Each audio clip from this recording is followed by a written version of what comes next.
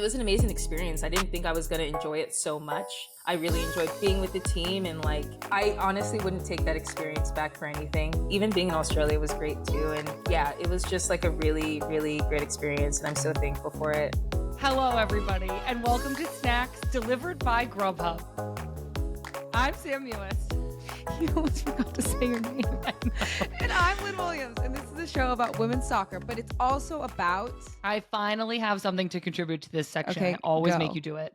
I know. So, my go-to thing lately, after I work out, there's not like a to-go place like handy close by on the way home that I like, but there is a stop and shop. Oh, Yeah, okay. like to grab a sandwich or something. It's sometimes I just like to grab and go.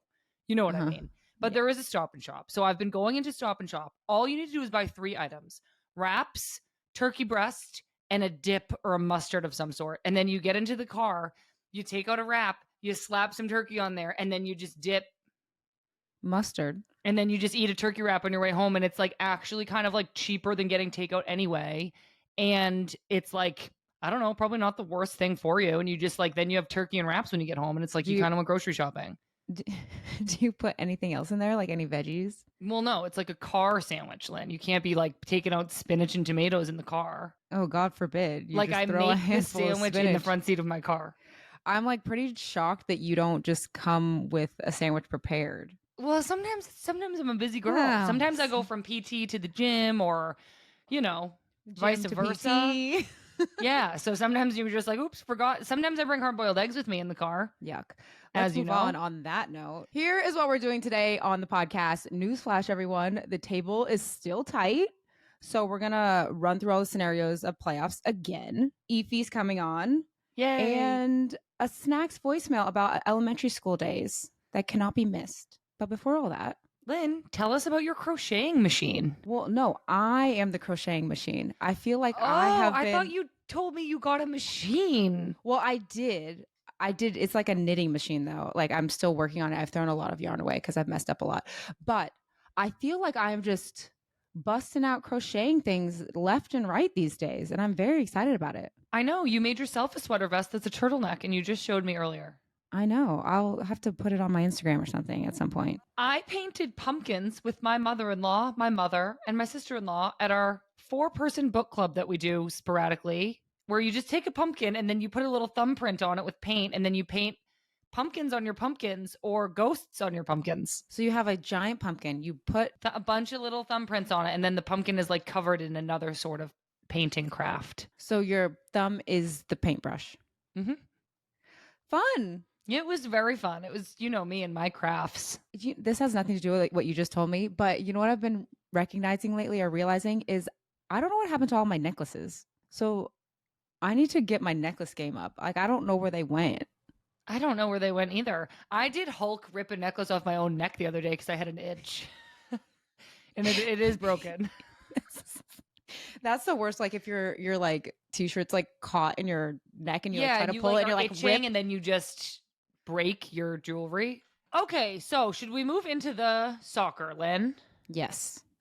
Tell us about the playoff race. The playoff race has been real for weeks. We've been talking about this nonstop. It is still very serious, very tight. As a reminder, the top 6 teams will advance to the NWSL playoffs. Only 2 games remain. Yeah, and I read something on Twitter before the 2 games, and it was there's 600, 700 different possibilities. And after this weekend, there's probably still 400 different possibilities. So we're not going to say all the details of everything because it gets confusing. I'm even confused. But we'll just give you the gist and the list of where everybody's at. We know San Diego clinched in first place. They have 33 points. In second place right now is Portland with 32. Gotham, 30.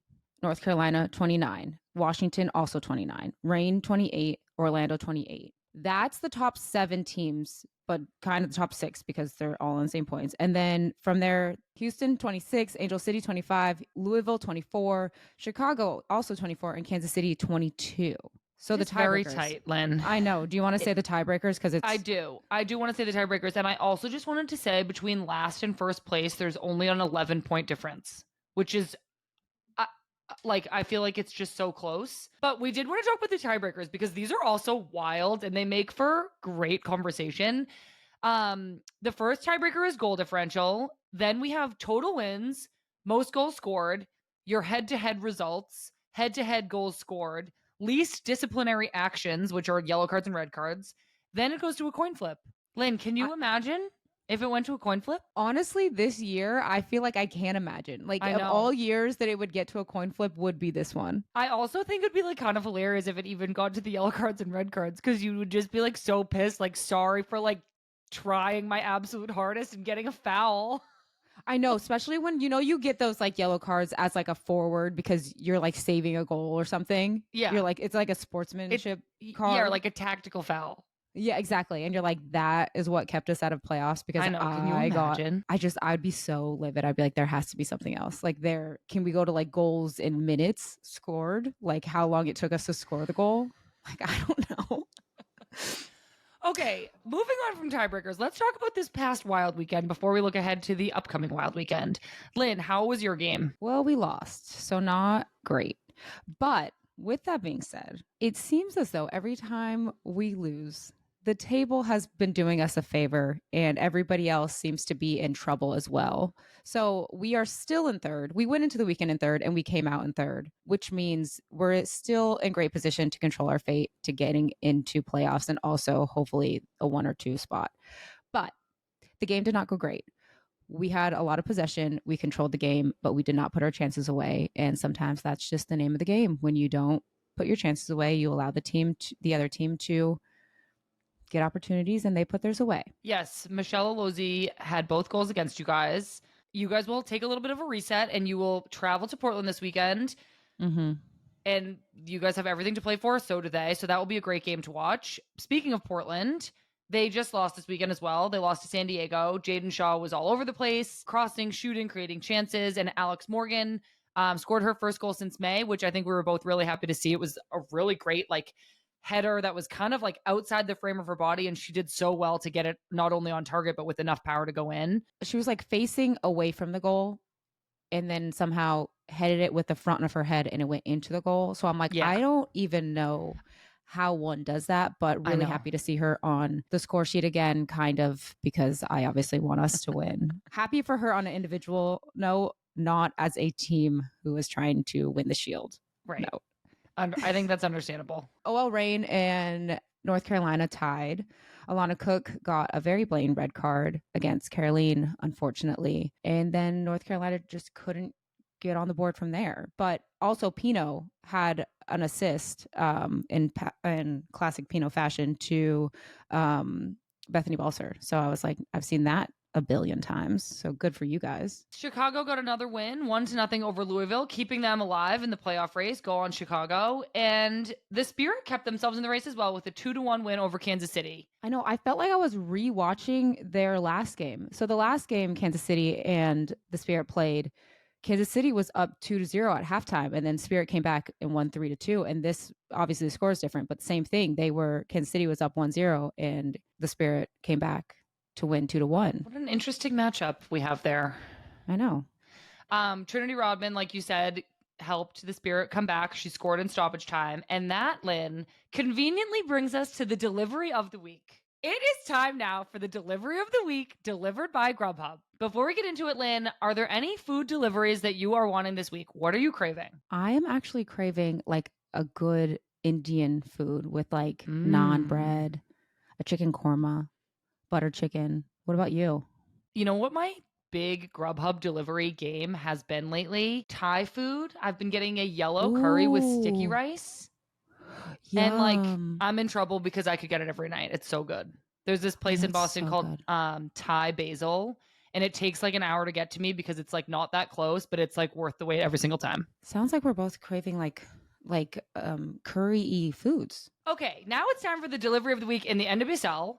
The Spirit had been down 1-0 to Kansas City from a Dabinia goal, but after an equalizer from Sarr, once stoppage time had started, a perfect delivery from Gabrielle Carl to Trinity Rodman allowed Rodman space to get in on goal and score the winner, keeping the Spirits in the playoff hunt. It was an iconic delivery and perhaps one that we will think of later on if Washington make it into the playoffs. What a delivery of the week. And you guys at home can satisfy every craving with a delivery of the week as well by getting delicious food delivery from Grubhub. Okay, let's look ahead. Upcoming this weekend, we have the Rain versus Spirit. That is 5th and 6th place, so huge implications as all the teams right behind them are like lurking and waiting for them to drop points. Dash versus Angel City. So the winner of that game could creep into 5th or 6th, which is crazy as well.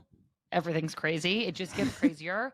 Then we have Louisville versus Orlando, two teams who both are obviously just looking for 3 points. Isn't everybody, but of course they are as well. And then we have the Courage versus the Wave, and the Wave have obviously clinched playoffs now. And I'm just interested to see how they handle these next 2 games. Are they going to rest people? Are they not going to rest people? Obviously, the Shield is on the line, so watch out for that game. I'm going for the Shield if I'm them. Well, same. We have Current versus Red Stars. The Red Stars can keep the dream alive with the win. And then we have Thorns versus Gotham, the big old matchup of the weekend. The winner clinches playoffs. Lynn, how are you feeling? I'm excited. The 2 big games, I think every single game we have to play from here on out is like a playoff game. The table's so close. We're going to Portland. It's going to be hard, the environment there. But we have a good team, so I think we can do it. So I'm excited. Awesome. Okay, well, that was a whirlwind of all of the soccer stuff I've ever heard of in my whole life. And next up, we have Ify Onumonu, so don't go anywhere. State Farm is a proud sponsor of Snacks and a proud supporter of women's soccer. State Farm believes women's sports deserve so much more attention and airtime. That's why we're committed to ensuring coverage for all women's sports all year round. Thanks to supporters like you listening to podcasts like this, women's sports are going to continue growing, thriving, and capturing more and more fans for years to come. Like a good neighbor, State Farm is there. Okay, we are now joined by Nigerian International, star of Gotham FC, Go Baddies, Go and our Baddies. friend, Ify Onumonu. Woo! Hi, guys. Welcome to Hey, guys. Snacks. Thank you for having me. I'm excited to be here. I can tell. I can't stop smiling, Okay, well, we have first a couple of fun questions. Do you model? Do I model? And if you don't, you should. Technically, I'm signed to an agency. Have I done it since the pandemic? No, I haven't. What agency? Wow. I was with an agency in Portland called SLU, Unlimited, like sports. Oh, yeah.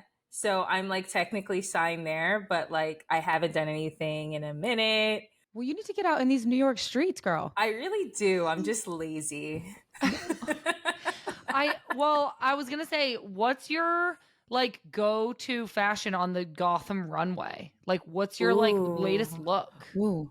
Well, that's a great question. I think in general, well, first of all, I rewear clothes all the time, but I think when we're getting photographed, exactly, I'm all about sustainability. I think I try to incorporate that into my style a lot, whether it be shopping from sustainable, like, what do you call it? Stores.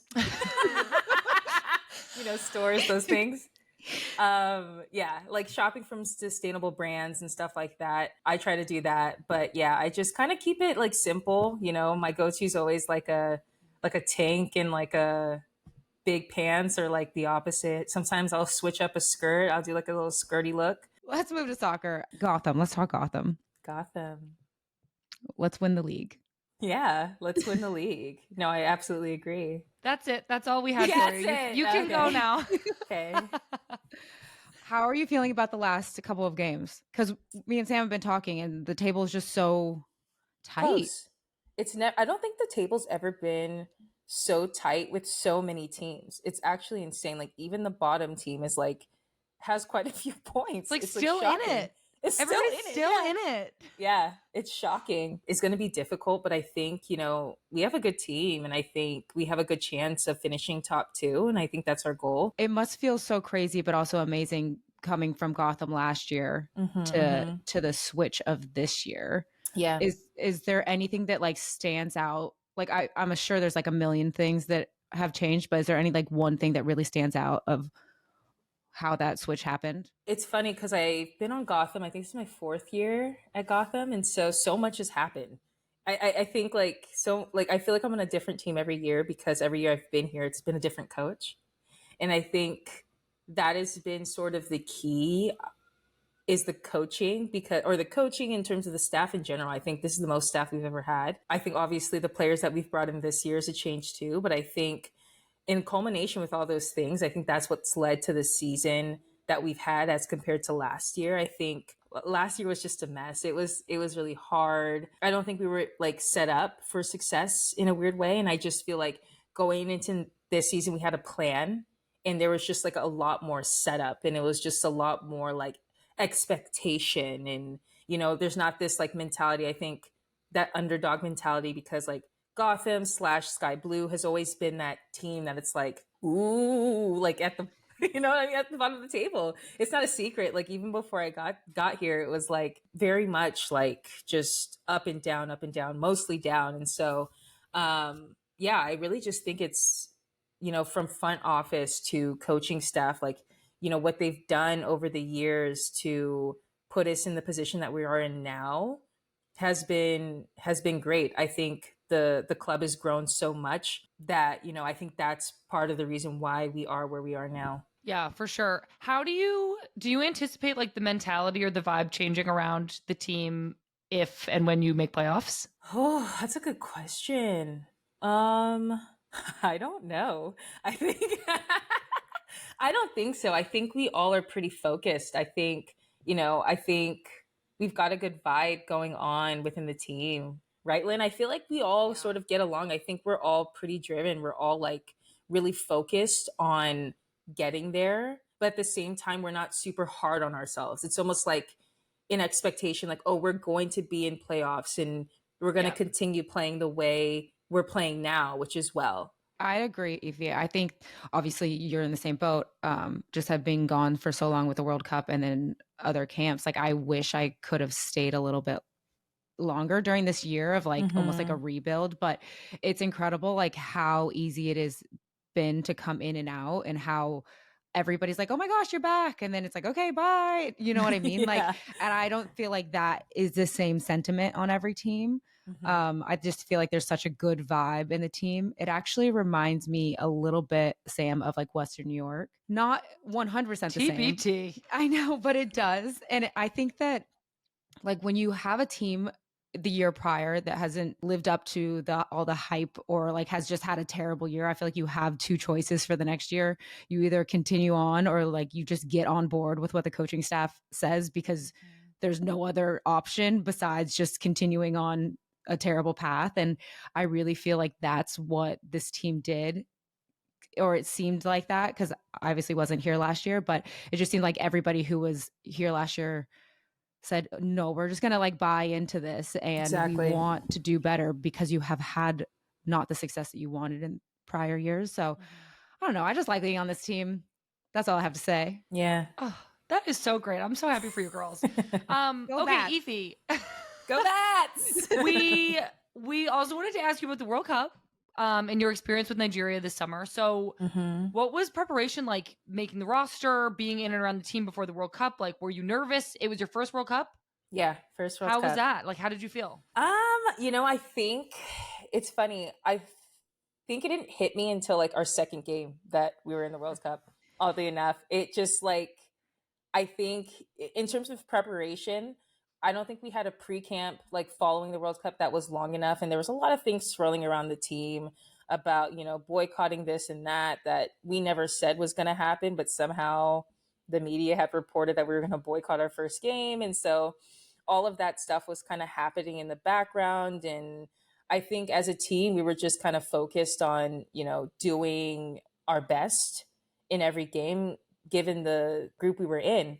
I mean, it was like Canada, Australia, and then Ireland. Were like in the group of death. Yeah, literally. For sure. Like literally group of death. Didn't really, I don't think there's any expectation for us to get out of group. I think most people were like, oh, Australia and Canada are going to get out of group. But I mean, knowing us and how much time I've spent around the team and the women I play with, I knew how good we were. I even think we could have done better than we did. But I think like it was an amazing experience. I didn't think I was going to enjoy it so much. I really enjoyed being with the team, and like it was just so like you just had to have so much buy-in that I've never had. I feel like I just never had that much buy-in because it's like you're going to try to win on the world stage. So like you can't be like, I don't feel like playing today. You know what I mean? Like, I'm feeling a little tired, or like, I'm not starting today. Like even that sentiment, I'm just like, you got to get over it and like buy in. Like everyone is needed here. Like we had like a red card in the first game, and she was out for 3 games. So she never stepped back on the field. And I'm just like, even given that, it's just like, I honestly wouldn't take that experience back for anything. Even being in Australia was great too. And the amount of time I spent, like, because I don't get to see them that often because most of them play in Europe. Yeah, it was just like a really, really great experience. And I'm so thankful for it. Because you're obviously from the US, but you play for Nigeria. Like, how have you been able to integrate yourself into that culture? It was definitely difficult. I think it was difficult at first because I was born in America, and I think we do things just differently. And, on that team, there's a different culture and different rules. I would say less freedom in terms of like, I think for like me or as Americans, I think we have like a very individual, somewhat mindset, and they have a very collective mindset. So, as opposed to, when I'm with the club, and we're on an away trip, I might go out, get a coffee, go to a cafe, read a book, da da da da. I'm not allowed to just leave camp. I'm not allowed to like just go outside and like wander without telling anybody. Like, that's not allowed. And it was really hard at first because I'm just like, I'm a grown woman. I should be able to do what I want to do. But at the same time, because it's a different culture, and I hadn't been with the team like through like the youth, on the youth level. That's just how they were used to doing things. And at one point I had to come to a conclusion where it's like, I got to buy into something. You know what I mean? Like, I got to buy in. Like, there's just like really no choice, as much as I don't quote unquote like it, or rather I'm not used to it. I think in order to be a team, there are certain things I just had to, or in terms of trying to integrate with the team, there are some certain things I had to just like give up or buy into. So Yeah. It was hard at first, but I think they were helpful and they were forgiving to some degree when we made mistakes, because it wasn't just me. There's a few of like, foreign born players on the team. So we messed up a few times, but and we're reprimanded, but at the same time, they were forgiving, and it was just really just trying to buy into the team rules. And I think after that, like, started to get closer to a lot more of the women there, and started to come to a little bit more of an understanding of their background and things like that, how it's so different from, my upbringing. And so it's like, yeah, it was just like, it's definitely different, and it was definitely difficult to sort of like really get into like being on the team. But yeah, I feel like I'm finally there now. It definitely took a few camps. Do you feel like those kinds of standards were upheld by the players? Because you also had an American coach in Randy Waldrum, who a lot of us here in the US know from, he coached at Notre Dame, he coached at Houston Dash for a long time. I think I had a couple U23 camps with him. Was it easy for him to assimilate into the culture? Did he uphold those standards within the team, or was it more the Nigerian born players who were upholding that? Because he was sort of like a quote unquote outsider too. Yeah. He kind of just went along with, the way they do things, because in reality, it's really not his place to kind of control, I guess, that aspect, because he is an outsider. Like, yeah, he's the coach, but he kind of controls things on the field, and then outside the field, it was kind of left up to like the federation, and then the older players are captain to sort of lead all of that. Yeah. So it's so definitely interesting. very different. Yeah. Very, very interesting. Very different. I think what is interesting, but also important to note though, is you saying like buy in. And I feel like almost every single team, you have to do that in some capacity of, it doesn't matter how you're feeling. It's not about you in that moment. It's about the team, and you kind of get out what you put in. Exactly. Obviously, as an American born person going into a Nigerian culture, you have to put more effort in because just to learn the stuff. But I think that's exactly everybody. Like, you have to put in the effort to get out something. We wanted to, obviously, like you said, people's expectations of Nigeria were to probably not make it out of the group, but then you end up making it out of the group. And then you beat Australia 3-2. Can you explain that victory to us and the craziness of that game? Yeah.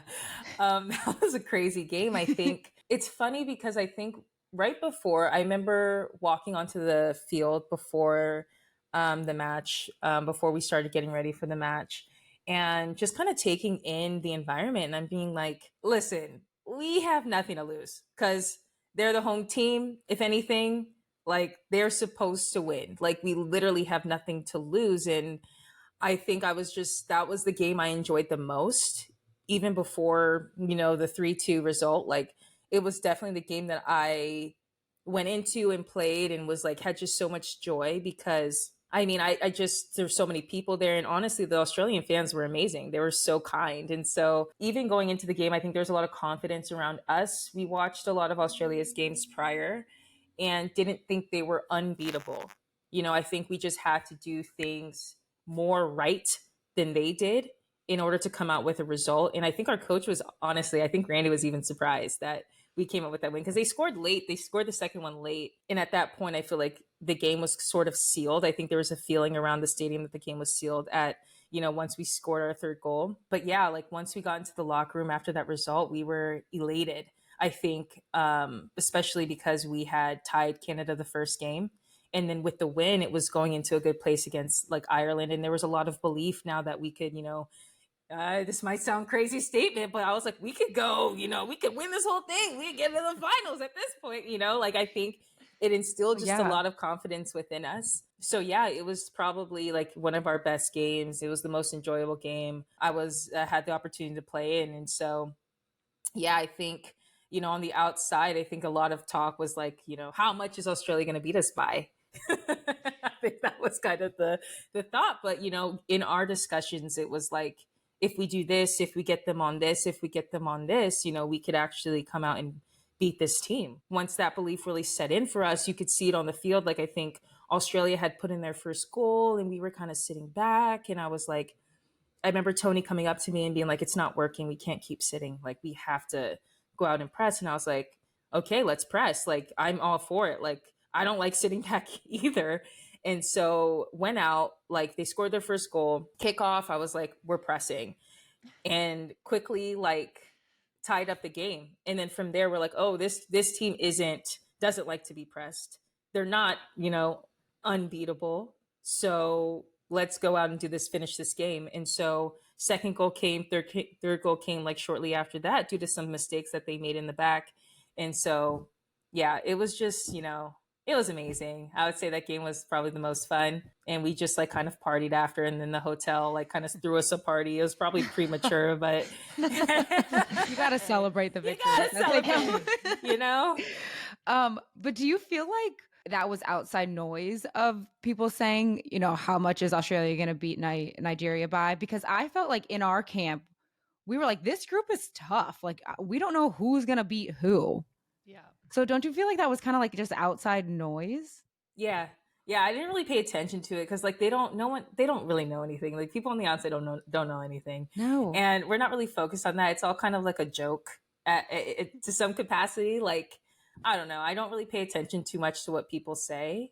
It's almost like fun when they like discount you and then you like prove them wrong. Like I like that better as opposed to like having all these expectations and then like you let them down, but that just might be an insecurity, honestly.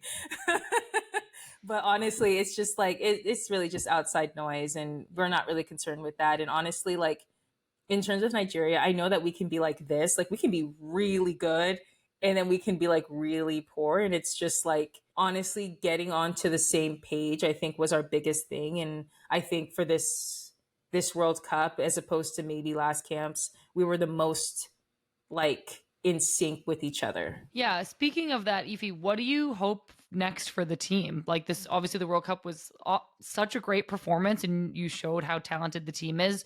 What are your hopes for the future? I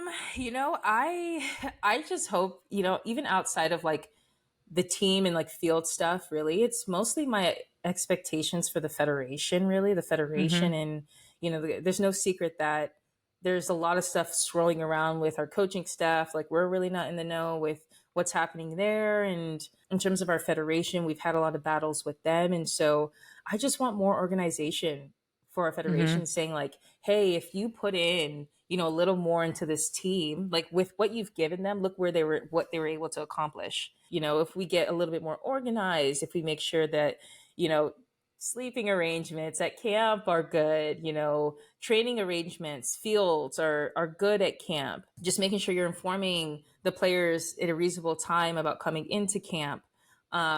if all those are solved, like I feel like we can just be even better and push for even more. But I think those little things that are kind of hindering us from, advancing into being the top 10 teams in the world. Because I do think we are capable with, the makeup of the team. I do think we are capable. I just think with the little things here and there with, the federation and stuff like that really hinders us in some way. So I hope like in the future we can kind of get that, together and get that act together so that we can, actually compete, like, and say, when we say, oh, we're going to win this thing, they believe us.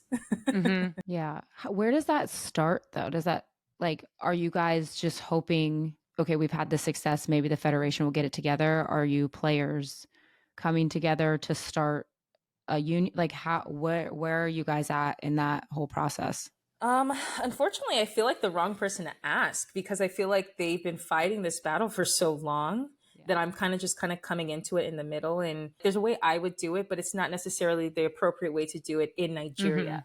And that's the thing that I really lack the understanding, is what is the right way to do it in Nigeria? Because in reality, the same sort of systems that exist in the US, which we would probably go through, to, accomplish this, whether it be creating a CBA or a union, I don't think that's the same thing you can do in Nigeria, unfortunately, because I don't know all those things. I don't really know where to start except for making noise on social media and being like, hey, like, anyway, anyone can help us here. Like, they're not listening to us. They don't want to, because we're women. And there's like a very misogynistic sort of, a little bit more in Nigeria. And so like, as a woman, it's very hard to sort of get anything for yourself because of just the way, sort of we're treated and we're seen in like Nigerian society. So yeah, I think we've tried with FIFA Pro.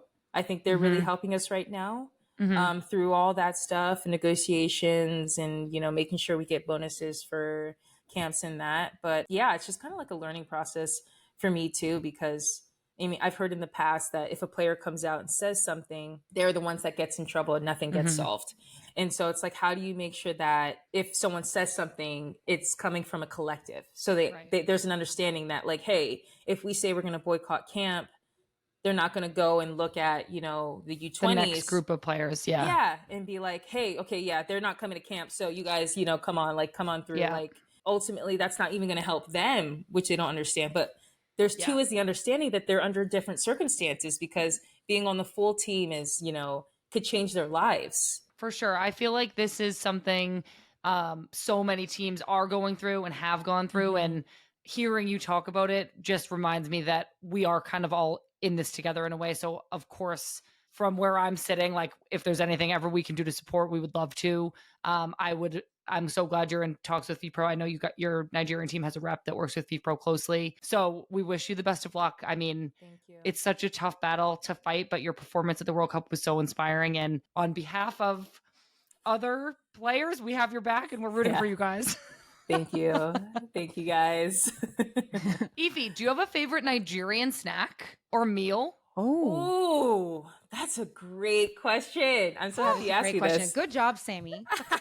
I've never called you that. I did. I do have a favorite Nigerian food snack. Since I've been vegan, it is kind of harder, I will say, but my mom's actually pretty good at like accommodating for me. So there is a snack called Puff Puff. It's almost like beignets. Ooh, except you don't put like powdered sugar, but it's like similar. My mom brought those to me. My mom was in Australia. She brought those for me. Yeah, at the World Cup. Great snack for like late night. You warm them up. They're nice and hot. They're kind of like sweet and savory. Wait, so was your whole family there? Did your whole family go? My mom and my two brothers. One of my younger brothers and my older brother. Well, Puff Puff sounds amazing. Puff Puff. I like Chin Chin. Which all these names sound so funny. I was going to say Puff Puff, Chin Chin. I mean, what else? I'm here for it. Puff Puff, Chin Chin, Moi Moi. I love the things that have two names. They're not all like that, but for some reason, it sounds funny. I don't know. It sounds like they're all like that. Chin chin is like little dough pieces. It's like harder. Those aren't vegan. I think you use butter, so it's unfortunate. Can't you just put like ghee? Is ghee vegan? I don't Ghee know. is just clarified butter, so I think Yeah, it just it's still I just made that up. butter. But you could use like oil as the fat instead of butter. It's just I don't know if or it would coconut work oil. the It's same. not direct. Yeah, You don't coconut think? oil might work. Coconut I oil don't even might know work. what it is. Speaking so. of, I made pumpkin bread today and I didn't have enough butter, so I just threw some oil in there. How Not my best work. Sam, have you figured out a banana bread? Don't Recipe? talk to me about A that. vegan banana bread's usually easy though. Yeah, Is it banana not? bread, I mean, should be easy. The last time I made it, Pat goes, Sam, this is literally the worst banana bread I've ever had in my life. It was this high in the loaf pan. We, for some reason, It was can't 1 get it to inch. rise.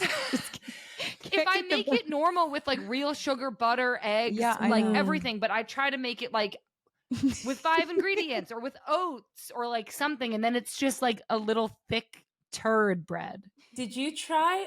Did you use baking powder You or know, vinegar? In vinegar? Vinegar. vinegar. What? No, I'm sorry. No. You know what you need? You know what you need? Carbonated water. That'll help it rise, I think. Something like that. I saw it on TikTok. Oh, I Oh. think it was like I'll do something. some research. Don't on put TikTok. vinegar in there. Yeah, don't put I- vinegar. I think that messed up. I think I was thinking a science experiment or something. Yeah, I was Um, never going to put vinegar in there. I was like, this girl's crazy. I'm not doing that. Yeah, sure. I think it's like baking powder and like carbonated water or something like that. And I think that's a science Look it experiment. up. Look it up. Okay, Ify, the last thing we need from you is just to chomp, as if you're chomping on some chin-chins. Okay. Oh my god. She did 4. Oh, you only did Four one? chomps. Sam goes, oh my God. I didn't really know how to chomp. Nobody's ever done 4 before. And she didn't know when to stop either. I didn't. And I apparently. think she would still be going if we It didn't. sounded more like a carrot, if anything. I don't really know how to chomp. I don't know if chin-chin. you know, but at the end of each episode, we do a chomp. So that's why we asked. I figured. Not just. Yeah. Well, Ify, that's all we had for you. Thank you so much for coming on. Oh, thank Thank you for you. having me, guys. This is great. My whole closet is workout clothes. So when I'm trying to get dressed up, I love using Nuuly. Nuuly is a subscription clothing rental service that's all about helping you get creative with your style so you can slay when you're not in your workout gear. For just $98 a month, you get your choice of any 6 styles each month. You choose whatever you want to rent for whatever you have going on. It's totally up to you. You also have access to thousands of styles from more than 400 brands, everything from party dresses to premium denim and one-of-a-kind vintage pieces. Inclusive sizing up to 5X, as well as petite and maternity. Fast free shipping and returns and professional cleaning in Nuuly's state-of-the-art laundering facility, so no need to wash it after you wear it. Perfect. And the option to buy what you love, sometimes 70% off. Nuuly really does it all. It helps you save money. Renting from Nuuly means getting to wear more while spending less. No need to drop a stack of cash on a big event. It's sustainable. Nuuly lets you love fashion in a way that's kinder on the planet.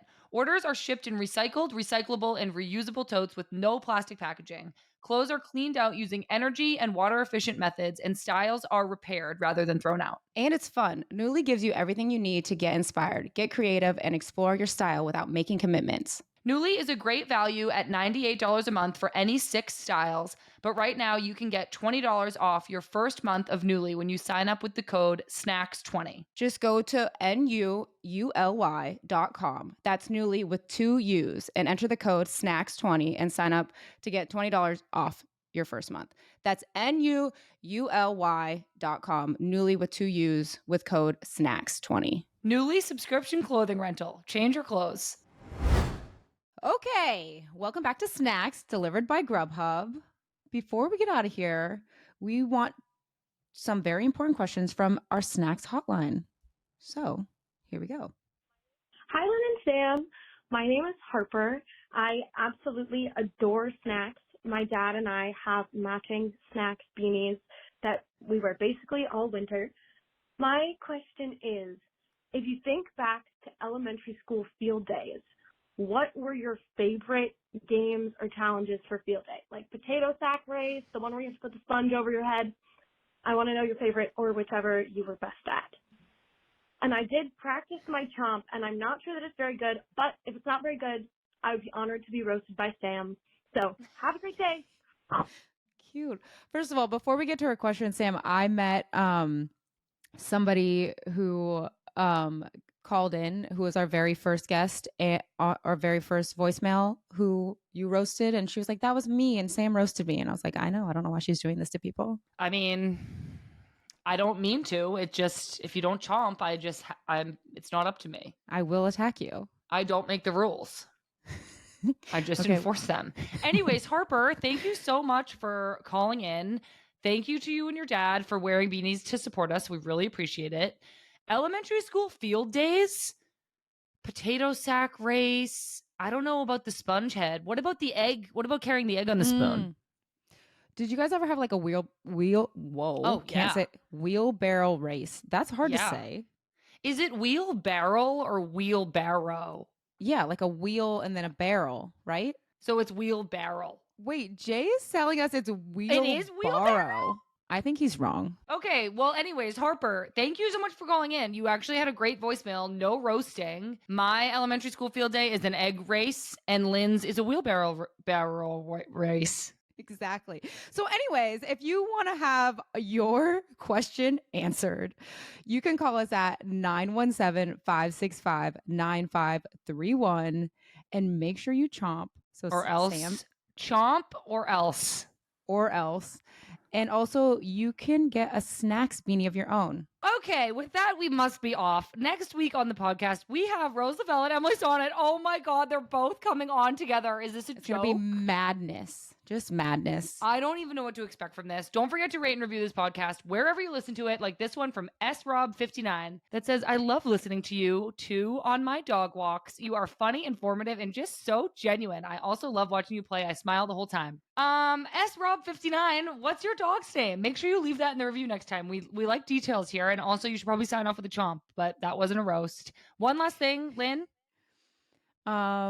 One last thing is hopefully next time you guys will see me with some kind of necklace because I need one. Your décolletage is a little bit bare. Well, freaking Juan Carlos doesn't let us wear any jewelry at training, so there's also that. I probably lost it. It's upsetting. You know, you just said freaking Juan Carlos about your coach. Yeah. Juan, if you're listening, I want to change that rule. Anyways, don't forget to subscribe on Apple Podcasts, Spotify, iHeart, or wherever you get your podcasts. Snacks is produced by Jay Wolf, Lauren Day, Patrick Cadino, and John Murray. For more great women's sports content, go to justwomensports.com and be sure to follow Just Women Sports on all your favorite channels. I'm Sam Mewis. And I'm Silly Lynn Williams. And you've been listening to Snacks. Delivered by Grubhub!